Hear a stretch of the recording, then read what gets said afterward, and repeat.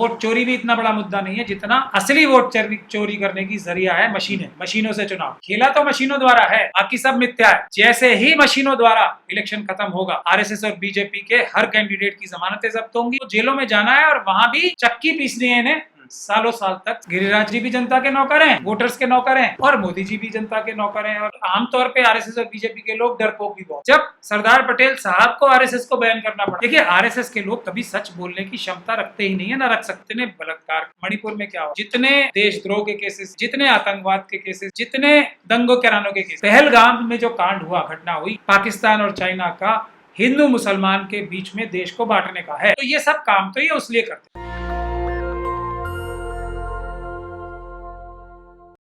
उतने फैसले किए हैं, कितने केस वो लड़ा है, तो वो आज सारा डिटेल्स आ जाता है जी। तो मैं ये गुजारिश करूंगा आपके माध्यम से, आपके सारे दर्शकों से, तो ये राकेश किशोर साहब जो भी आप नाम बता रहे हैं, उनका भी एक सर्च करके देख लें कि वो किस प्रकार के, किस मेयार के और कैसे वकील थे, या उन्होंने कितने केस लड़े ही हैं आज तक। एक तो ये काम करना। अब दूसरी बात ये है कि आपने कहा कि कौन उनका संरक्षण कर रहा है जी। संरक्षण कौन करता है?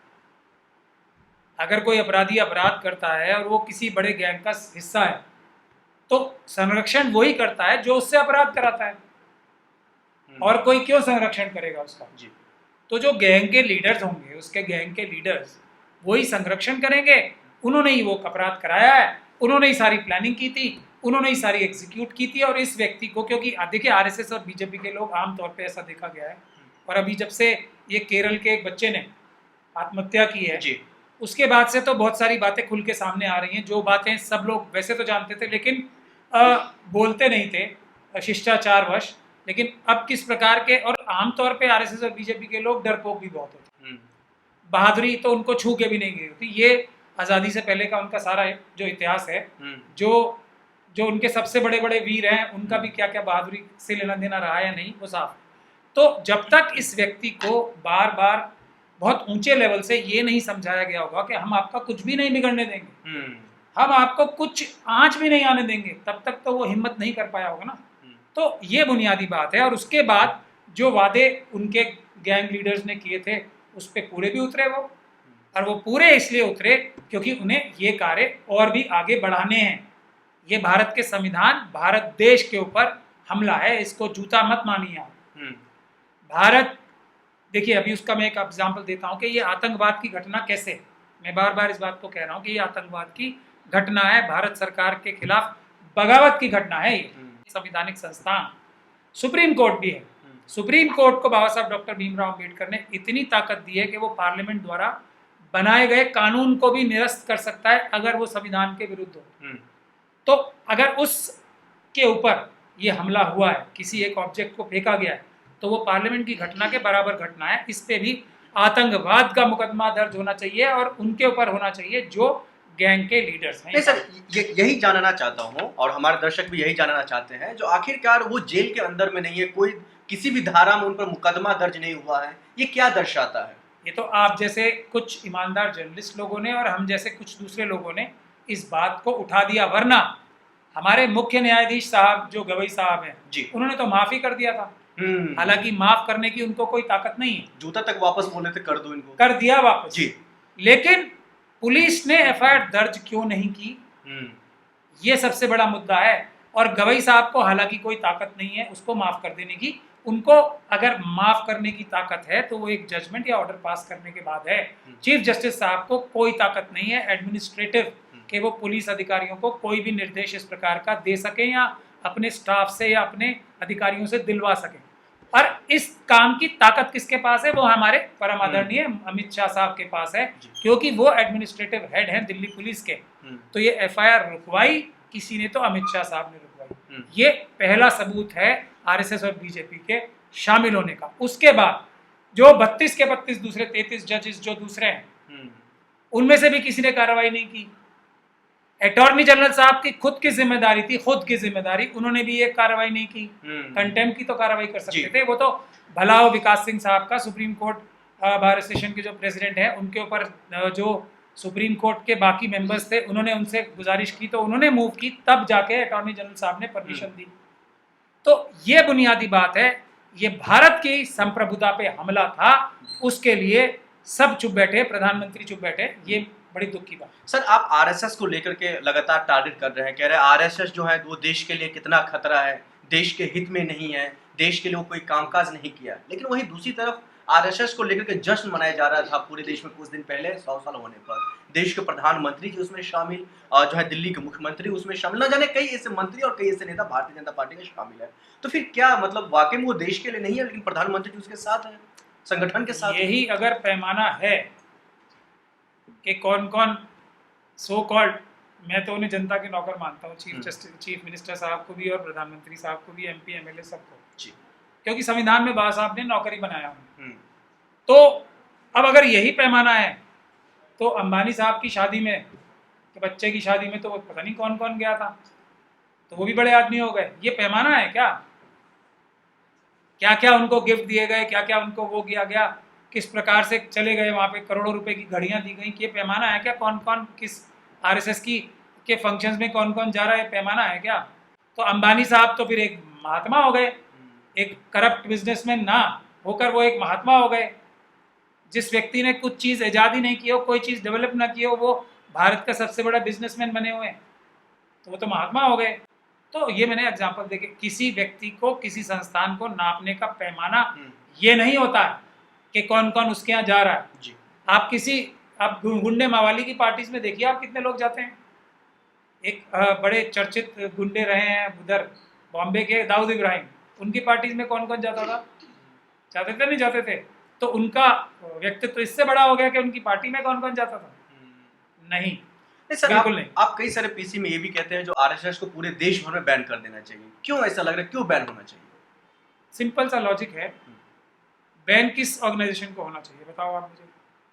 जो राष्ट्र के हित में ना हो, मुझे ऐसा लोगों के हित में ना हो। मुझे ऐसा लगता है कि सरदार पटेल साहब को आपसे मुझसे ज्यादा बुद्धि थी जी, देश के लिए ज्यादा प्यार भी था, और वो बहुत समझदार व्यक्ति भी थे और बहुत संयमित व्यक्ति थे। जब सरदार पटेल साहब को आरएसएस को बैन करना पड़ा तो मुझे और आपको ज्यादा बुद्धि है उनसे, करना पड़ा ना करना पड़ा, तो ज्यादा बुद्धि क्यों लगानी है उसमें? सरदार पटेल साहब की बुद्धि उधार ले लेते हैं हम कुछ। अब सरदार पटेल साहब को धोखा देके, अब मैं कह रहा हूँ कि आज भी क्यों बैन होना चाहिए, सरदार पटेल साहब ने ही वो बैन हटाया भी था, मगर कैसे हटाया था? उनसे ये जाके रिक्वेस्ट की, ये लिखित में दिया कि आज के बाद हम किसी भी राजनीतिक गतिविधि में हिस्सा नहीं लेंगे, यही बात थी। तब इस बात को मानकर सरदार पटेल साहब ने बैन हटाया। ठीक, बैन तब के लिए सरदार पटेल साहब ने इस कंडीशन पे हटाया कि आज के बाद तुम किसी पॉलिटिकल गतिविधि में डायरेक्टली या इनडायरेक्टली शामिल नहीं होगे। जैसे ही या किसी राजनीतिक गतिविधि में शामिल होते हैं, प्रत्यक्ष या परोक्ष रूप से, सरदार पटेल साहब का जो वो बैन करने वाला ऑर्डर था वो दोबारा लागू हो जाता है, क्योंकि बैन वो उस वजह से था कि अब ये किसी पॉलिटिकल चीज में हिस्सा नहीं लेंगे। तो अब आपको और मुझे सरदार पटेल से ज्यादा दिमाग लगाना चाहिए, नहीं लगाना चाहिए, ये मैं आप पे छोड़ता हूँ और आपके दर्शकों पे छोड़ता हूँ। अब इसके बाद पूरे जितने आतंकवादी संगठन आज तक डिक्लेयर हुए हैं, उनके सबके अपराध आप गिन लीजिए, और आरएसएस के द्वारा जो उनके कार्यकर्ता हैं उनके अपराध आप एक लिस्ट बना लीजिए। देशद्रोह के, आईएसआई के साथ अभी एक लेटेस्ट वो पकड़े गए थे डीआरडीओ के आरएसएस के कार्यकर्ता, जिन्होंने देश की जो मिसाइल टेक्नोलॉजी थी वही पाकिस्तान को भेज दिया। जो पाकिस्तान हमें आंखें दिखाने की कोशिश कर रहा है वो उस व्यक्ति की वजह से कर रहा है जिसने एपीजे अब्दुल कमाल साहब की टेक्नोलॉजी बेच दी। लेकिन सर, देश को तो एक नया सिक्का मिल गया, मतलब जो है रुपये का, जिसमें 100 रुपये का, आपने भी शायद देखा होगा, जो मतलब उस पर आरएसएस का स्पष्ट तौर पर नाम है, आरएसएस 100 साल सेलिब्रेशन। तो उस जिस व्यक्ति का मैं नाम ले रहा हूँ उसकी फोटो लगाई है उसमें, डीआरडीओ के जो साइंटिस्ट थे, नहीं लगाई ना, वो है आरएसएस का चाल चरित्र चेहरा। तो मैं आपको ये बता रहा था कि जितने बलात्कार के केसेस, जितने अभी मणिपुर में क्या हो रहा है, जितने देशद्रोह के केसेस, जितने आतंकवाद के केसेस, जितने दंगों करानों के केसेस आरएसएस के कार्यकर्ताओं पे दर्ज हैं, अगर सारी की सारी जितनी ऑर्गेनाइजेशंस आतंकवादी संगठन घोषित हुए हैं उनके ऊपर सबके मिला के आरएसएस से ज्यादा हो, तब आरएसएस को बैन नहीं होना चाहिए। अगर आरएसएस के ऊपर सारे केसेस, जो उन सारे संगठनों को मिलाकर जितने केसेस हैं उनके पास, उससे ज्यादा आरएसएस के कार्यकर्ताओं पे हों, तब इसको बैन होना चाहिए। तो ये तो लॉजिकल बात है, इसमें तो कोई गलत बात नहीं है। इतना सा फॉर्मूला है आप कहें तो मैं रिसर्च कर लेता हूँ, आप चाहें तो खुद ही रिसर्च कर लीजिए। ठीक है सर, अब हम थोड़ा दूसरी तरफ चलते हैं। गिरिराज सिंह केंद्रीय मंत्री हैं, किसी परिचय के मोहताज नहीं है। कभी मतलब वो हर वक्त जब चुनाव आता है देश में, किसी राज्य में, या फिर विधानसभा हो, लोकसभा हो, या कोई और अन्य चुनाव हो, उनका बयान लगातार आता रहता है, खासतौर पर हिंदू मुसलमान करने को लेकर के। इस बार महिलाओं को लेकर के अभद्र टिप्पणी किया है, उनके बुरखा को लेकर के जातिवाचक जो है शब्दों से कहीं ना कहीं जो है उनके धार्मिक आहत करने की बात करते हुए दिखाई दे रहे हैं। इसको कैसे देख रहे हैं?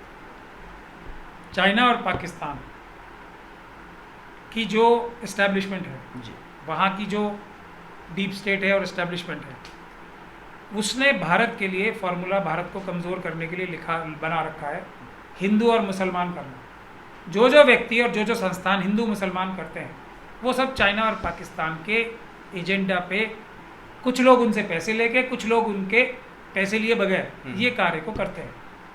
पहलगाम में जो कांड हुआ, घटना हुई, ये इस बात का लेटेस्ट एग्जाम्पल है कि सबसे बड़ा हथियार भारत के खिलाफ पाकिस्तान और चाइना का हिंदू मुसलमान के बीच में देश को बांटने का है।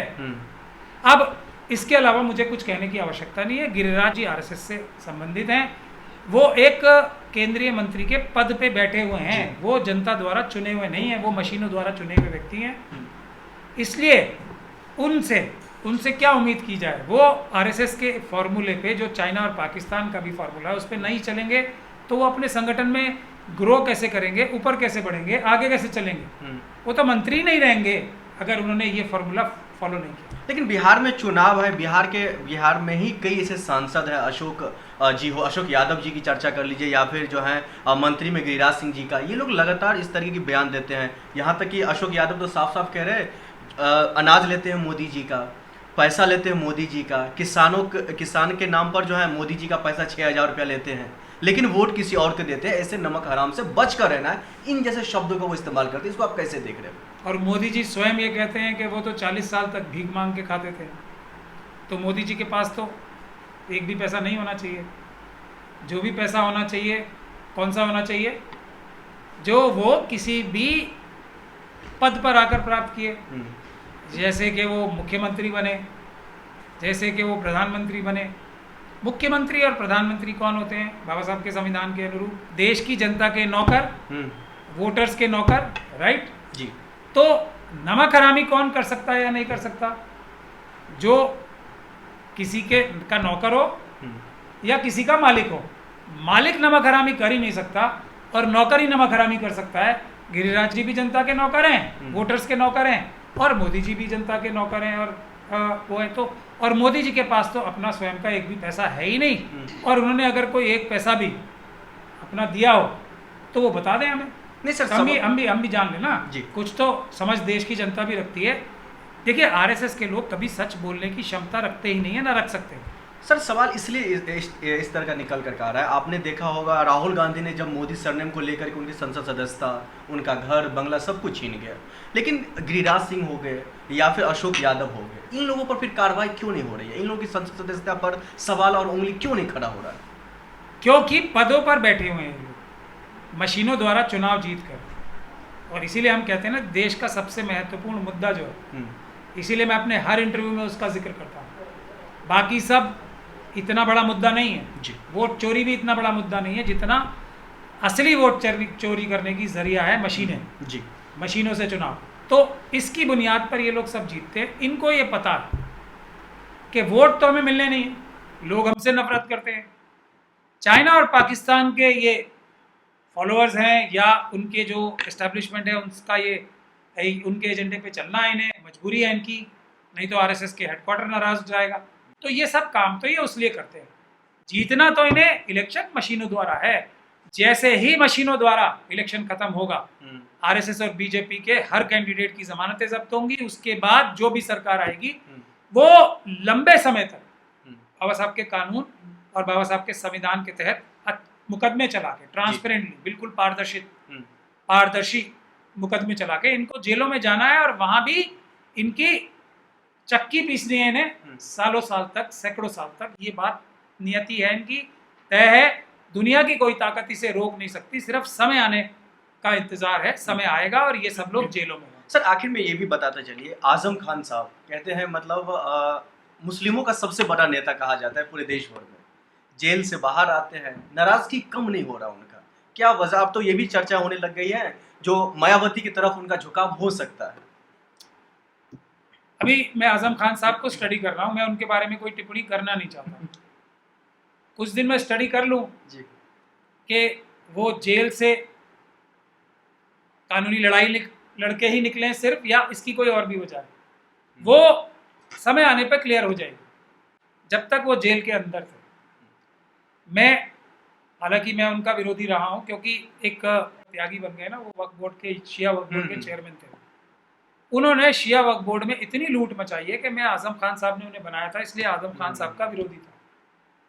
उन्होंने शिया वक्फ बोर्ड में सारी प्रॉपर्टीज लूट ली। रिजवी साहब थे उनका नाम, पहले मैं नाम हालांकि लेता नहीं हूँ, और त्यागी हैं वो। तो उन्होंने, उनको बनाने वाले आजम खान साहब थे, या उनको कंटिन्यू करने वाले आजम खान साहब थे। अब ये बाहर आ गए, और बाहर आने के बाद एक खास तरह की बातें कर रहे हैं। अब मैं इनको स्टडी कर रहा हूँ, मैं इस पर टिप्पणी करूंगा, लेकिन कुछ दिन बाद करूंगा। देख लेते हैं क्या ये सच में कानूनी लड़ाई लड़के बाहर आए, आरएसएस और बीजेपी की मुखालफत के बगैर, के साथ करने के बावजूद, या ये कुछ और तरीके से बाहर आए। जेल से बाहर बहुत सारे लोग आए जी, लेकिन वो किस लाइन पे चले हैं, ये जेल के डर से बहुत सारे लोग जेल में गए भी नहीं, आरएसएस और बीजेपी को ज्वाइन किया।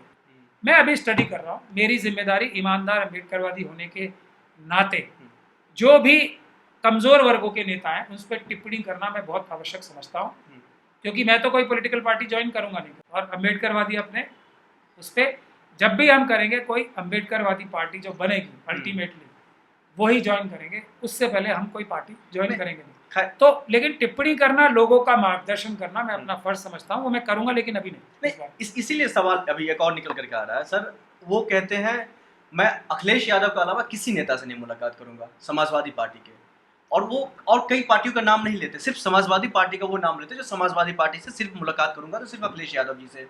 फिर अखिलेश यादव अकेले जाते हैं, उनसे मुलाकात करते हैं। तो ये क्या मतलब दर्शा रहा है? कुछ 2027 से चुनाव से पहले कुछ बड़ा कुछ खेला होने वाला यूपी के अंदर में?